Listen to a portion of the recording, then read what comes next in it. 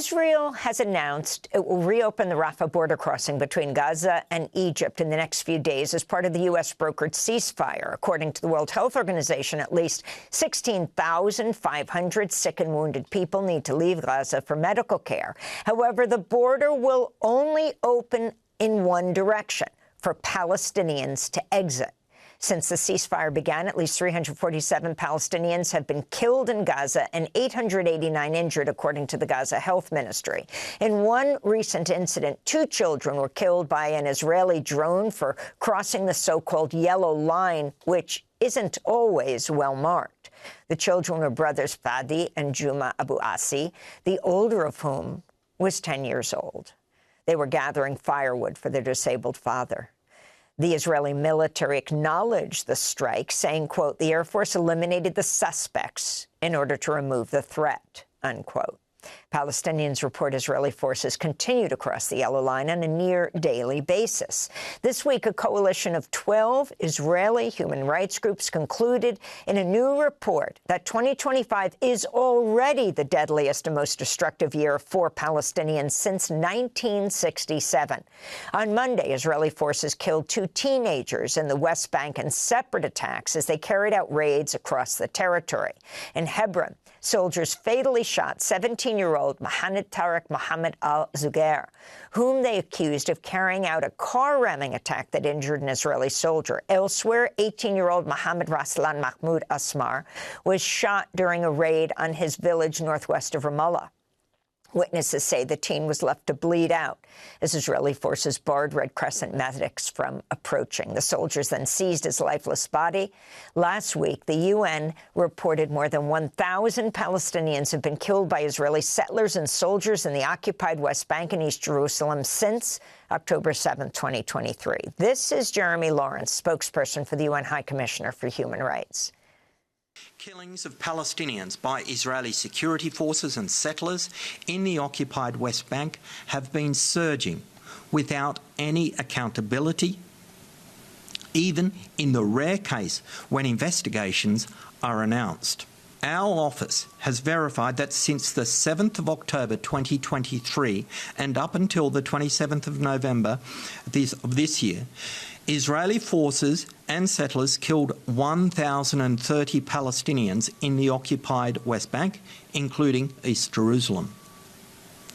Among these victims were 223 children. For more, we're joined in Ramallah in the occupied West Bank by Sari Bashi, an Israeli-American human rights lawyer, former program director at Human Rights Watch.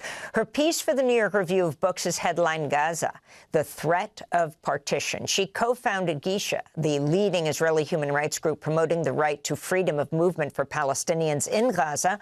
Sari, welcome back to Democracy Now! Let's begin with the latest breaking news that Israel in the next few days will open the Rafah border crossing, but only for Palestinians to go one way, out. What is your response? So obviously people need to leave. You mentioned the numbers of thousands of patients waiting to leave. There are also students who've been accepted to universities abroad. This is after all of Gaza's universities have been destroyed. So it's half good news. But the bad news is that the Israeli announcement that it will not allow people to return to Gaza validates the fears that many have, that the ceasefire plan, the American plan, and the Israeli plan is essentially to continue the ethnic cleansing of Gaza. So in Trump's ceasefire plan, he committed to allowing Palestinians to return to Gaza, but that's not what's happening on the ground. There has been no construction authorized in the half of Gaza where Palestinians actually live. There has been no ability for people to come back home, and there are people who want to come back home. And life in Gaza is nearly impossible for people because of very, very bad conditions. 81% of buildings have been destroyed. People are living in tents that are now flooding in the rain. And it is very difficult to get construction and other materials approved by the Israeli authorities. Sorry, there have also been reports of secret evacuation flights from Gaza. Who is running these flights and who determines who goes on those flights? I mean, that's part of the problem. early in the war, the Israeli government created what it calls the Voluntary Immigration Administration, which is a secret, non-transparent government body that is supposed to encourage people from Gaza to leave and make it possible for them to do so. There has been almost no transparency about what that organization is doing. There has been deliberate disinformation by Israeli ministers trying to artificially amplify the number of people leaving Gaza to make people afraid. And there have been persistent reports about people paying large sums of money in order to leave. And that is after they've reportedly been asked to sign commitments not to return. On the other hand, there is a very clear statement in the Trump peace plan, which was incorporated into a UN Security Council resolution, that people in Gaza are to be allowed to return home. And it's perhaps not surprising that following the Israeli announcement this morning that Rafah crossing would be opened for exit only, the Egyptian government reportedly issued an objection and said no. It reminded us that the U.S. had promised that people in Gaza would be allowed to come home as well. And could you talk some about the situation in the West Bank, as we've reported these constant attacks by settlers and the military? What's been the position of the Israeli government on this, and what role have the military played in these attacks? I mean, the concern is that the violence in Gaza, the violence in the West Bank, it's not random. It's directed toward ethnic cleansing. It's directed toward getting Palestinians to leave. Certainly that's the case in Gaza, and the devastation and violence there are at a much higher scale than in the West Bank. But in the West Bank, too, just this year, we've had 2,000 Palestinians forcibly displaced from their homes through a combination of demolitions as well as settler violence. Every single day, Palestinians are injured or their property is damaged by settler attacks. And to be clear, settlers are Israeli civilians who have been unlawfully transferred to the occupied West Bank by the Israeli government and have been taking over land that belongs to Palestinians. In the last 2 years, they have become increasingly emboldened in attacking Palestinians, taking over their olive groves, their flocks, stealing, throwing firebombs into their homes, to the point where, according to the UN, in 2025, 1,000 Palestinians have been injured by settler attacks. This is decentralized violence, but it is also state-sponsored violence. It is the government who put those settlers in the West Bank unlawfully, and quite often this violence takes place when Israeli soldiers either stand nearby and do nothing or even participate. A very ultranationalistic, messianic ideology has been infiltrated into the Israeli military, where you have soldiers whose job it is to protect everybody, including Palestinians, who are also settlers. And on the weekends, they come out in civilian clothing and attack and sometimes even kill Palestinians. And what about the Jewish and Israeli Jewish activists who stand alongside Palestinians to prevent the olive harvest from being destroyed, to prevent people from being attacked, the response of the Israeli military and the settlers? You know, it's an indication of just how badly things have gotten, how many red lines have been crossed, because it used to be that Jewish settlers would be reluctant to attack Jews because their ideology is racialized. They believe that they are acting in the name of the Jewish people. But recently, they have attacked Israeli Jews as well, when Israeli Jews have come to accompany and be in solidarity with Palestinians. So we just finished the olive harvest season. It's a very important cultural and also economic event for Palestinians. And this year it was particularly violent, with Israeli settlers attacking people as they try to harvest, cutting down and burning down trees, intimidating people. And there have been cases even where Israeli Jewish activists came to be a protective force by accompanying Palestinian harvesters, and they too were attacked and even taken to the hospital with injuries. It is much more dangerous to be a Palestinian than to be an Israeli Jew in the West Bank. But the fact that settlers are also attacking Jews is an indication of just how violent, messianic, and ultranationalistic this movement has become. The death toll from Israel's more than two-year assault on Gaza has been reported as 70,000. A new study from the Max Planck Institute for Demographic Research in Germany said the death toll likely exceeds 100,000. Our next guest, Ralph Nader, has talked about the Lancet report saying it's probably hundreds of thousands. Life expectancy, says the Max Planck Institute, in Gaza fell by 44% in 2023, 47% in 2024.